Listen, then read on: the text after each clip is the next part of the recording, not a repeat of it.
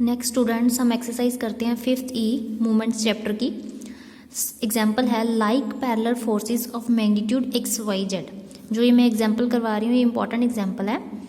तो स्टेटमेंट देखो, like parallel forces of magnitude X Y Z, यानी कि पैरेलल फोर्सेस हैं और लाइक है मीन्स सेम डायरेक्शन की तरफ जा रहे हैं, और उसके मैग्नीट्यूड क्या फोर्सेस के X Y Z act at an angular points A B C of a triangle A B सी।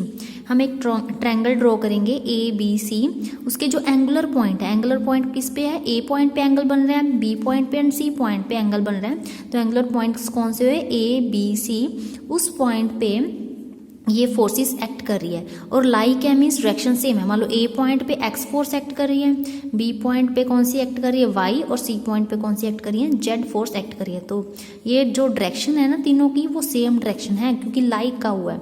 तो लाइक का मतलब है, लाइक मीन्स सेम डायरेक्शन की तरफ जा रही है, सभी इस डायरेक्शन की तरफ ही जा रहे हैं।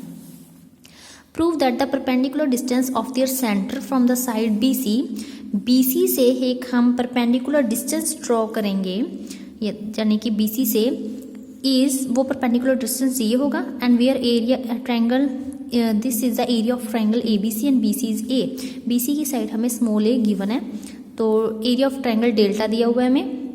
अच्छा, हमें पता है कि ये पैरेलल फोर्सेस है, तो उनका रिजल्टेंट क्या होगा, रिजल्टेंट क्या होगा, सभी का सम होगा क्योंकि तीनों सेम डायरेक्शन की तरफ जा रहे हैं। Let D point, this is D point, वहाँ पर हमने रिजल्टेंट ले लिया, वो भी सेम डायरेक्शन की तरफ, यानी इसका जो रिजल्टेंट होगा वो होगा x plus Y plus Z, तीनों का सम होगा क्योंकि सेम डायरेक्शन की तरफ जा रहे हैं और D पॉइंट पे एक्ट कर रहे हैं। तो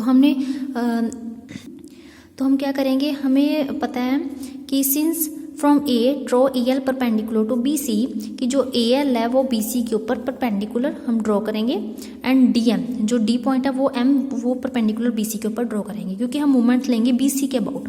ठीक है, तो जब BC ये है तो A पॉइंट BC के अबाउट ऐसे रोटेट करेगा। मान लो ये BC लाइन है, स्ट्रेट लाइन है, तो A पॉइंट ये ऊपर है, जब इस स्ट्रेट लाइन पे A पॉइंट कैसे रोटेट करेगा, ऐसे ऊपर ऊपर, मान लो सेंटर पे है तो उसके आले द्वारे उसके इर्द गिर्द यानी कि रोटेट करेगा, यानी कि BC रोड ले लो तो उसके A पॉइंट उसके आले द्वारे रोटेट करेगा। हम BC के अबाउट रोटेशंस निकालनी है, इसकी मूवमेंट्स निकालनी है।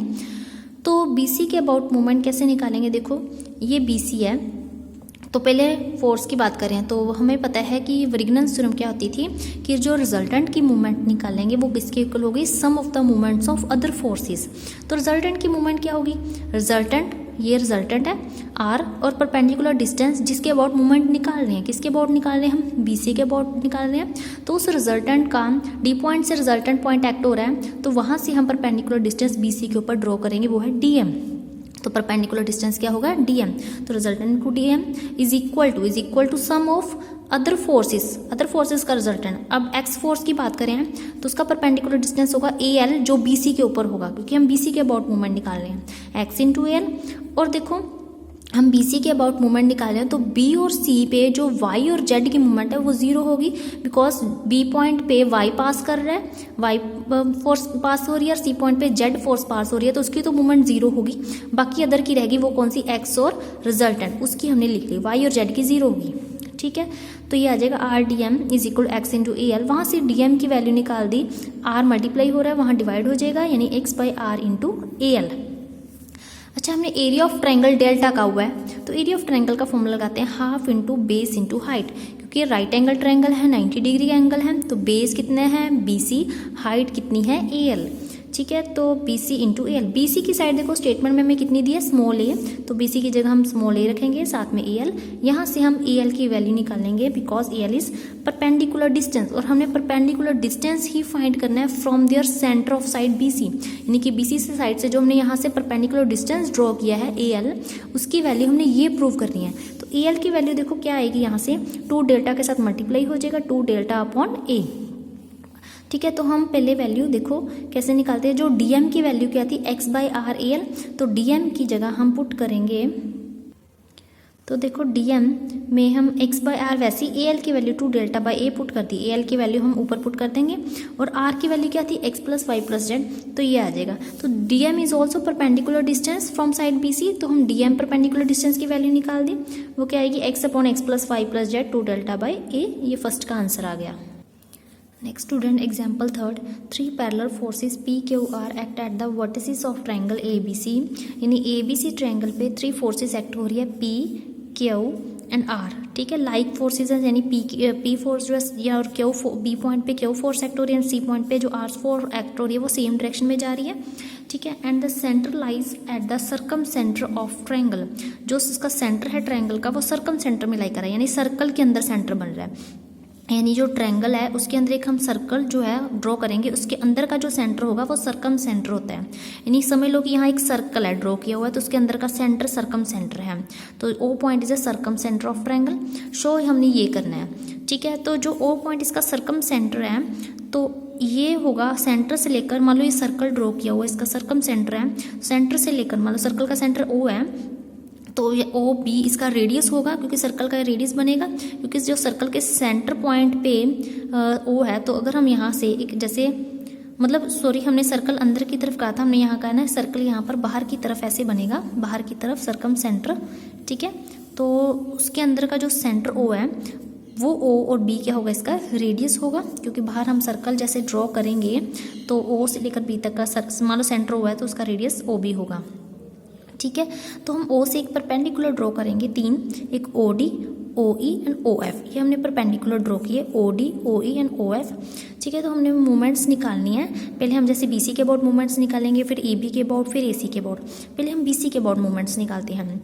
तो जब बी सी के अबाउट मूवमेंट निकालेंगे तो रिजल्टेंट तो फॉर्मूला होता है, जब भी मूवमेंट निकालते हैं तो पहले मूवमेंट रिजल्टेंट की निकालेंगे, फिर किसके इक्वल होगा, sum of movements of component forces. वो किसके इक्वल होगा, जो बाकी फोर्सेस हैं उनकी मूवमेंट का सम के इक्वल होगा। तो पहले रिजल्टेंट की मूवमेंट निकालते हैं। तो हमें पता है कि ओ पॉइंट पे मान लो रिजल्टेंट एक्ट हो रहा है ओ पॉइंट पे, वो कौन सा रिजल्टेंट एक्ट हो रहा है, P plus Q plus R, क्योंकि रिजल्टेंट क्या होगा, इन तीनों का प्लस होगा, पी और क्यू और आर का, जैसे पिछले एग्जाम्पल में करवाया था। तो ये रिजल्टेंट होगा, परपेंडिकुलर डिस्टेंस ओ डी होगा इसमें, तो P plus Q plus R into O D. और बाकी फोर्सेज जैसे पी की अगर बात करें, P force into perpendicular distance A L. ठीक है, तो क्यू फोर्स और क्यू और आर की मूवमेंट जीरो होगी, बिकॉज वो बी और सी में से पास कर रहे हैं, क्योंकि जिसके अबाउट मूवमेंट ले रहे हैं बी और सी की, उसमें से अगर फोर्स पास कर रही हो तो उसकी मूवमेंट जीरो है। तो बी और सी की क्यू और आर की मूवमेंट जीरो है, सिर्फ बचेगा P plus Q plus R into O D is equal to P into A L. पर हमें ओ डी और ए एल की वैल्यू नहीं पता, वो हम निकालते हैं। पहले हम ओ डी की वैल्यू निकालते हैं।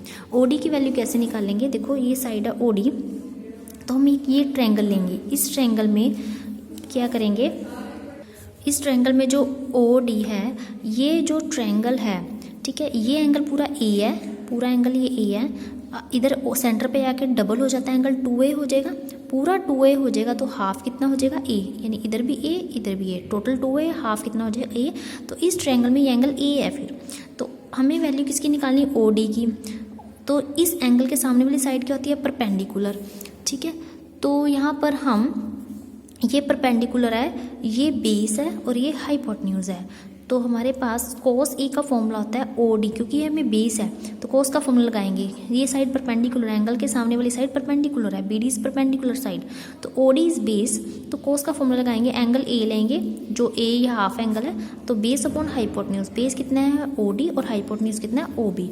तो ओ डी की वैल्यू कितनी आ गई, ओ बी कोस ए, तो ओ डी की जगह रखेंगे हम ओ बी कोस ए, और O B is the radius, इसको हम आर डैश नाम दे देते हैं, क्योंकि रेडियस हम आर इसलिए नहीं नेम दिया क्योंकि पीछे हमें आर को नेम दिया हुआ है, रिजल्टेंट नेम दिया हुआ है, सॉरी आर फोर्सेस कहा हुआ पीछे, तो इसलिए हमने यहाँ पर रेडियस को आर डैश न्यू कुछ नेम दे दिया। आप स्मॉल और आर भी दे सकते हो, जैसे मर्जी नेम दे सकते हो, तो यहाँ पर आर डैश नेम दे दिया, means circum radium of triangle ABC, ये रेडियस है आर डैश। ठीक है, तो अब नेक्स्ट वैल्यू हमने ओ डी की निकाली, अब नेक्स्ट निकालेंगे हम ए एल की। तो ए एल की कैसी वैल्यू निकालेंगे, ये रहा ए एल, तो इसमें ये पूरी ट्रायंगल लेंगे ए एल में, तो इसमें भी जो एंगल है देखो A L is equal to A B sine B, कैसे लिखा है ये हमने निकाल लिया।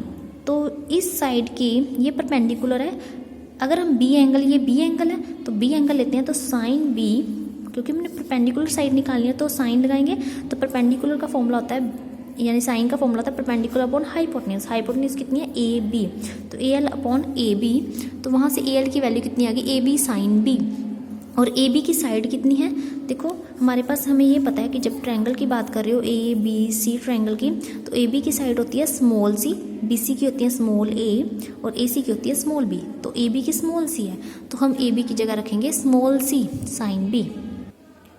नेक्स्ट हम उसके बाद ये आ जाएगा A B sine B, A B की जगह जो सी साइन बी रखा है। देखो आगे हम सी की वैल्यू निकालते हैं। हमें पता है इस ट्रायंगल में, पूरी ट्रायंगल लेते हैं, इस ट्रायंगल में एंगल साइन सी की वैल्यू निकालेंगे, वो होता है परपेंडिकुलर, एंगल के सामने वाला परपेंडिकुलर होता है ए बी और हाइपोटेन्यूज कौन सा होगा ए सी। तो A B upon A C sine C, तो A B upon A C sine C, यहाँ से ए बी की वैल्यू कितनी आ गई ए सी साइन सी, और ए बी कितना है, ए बी हमारे पास स्मॉल सी है, तो ए बी की साइड हमारे पास स्मॉल सी है is equal to A C sine C.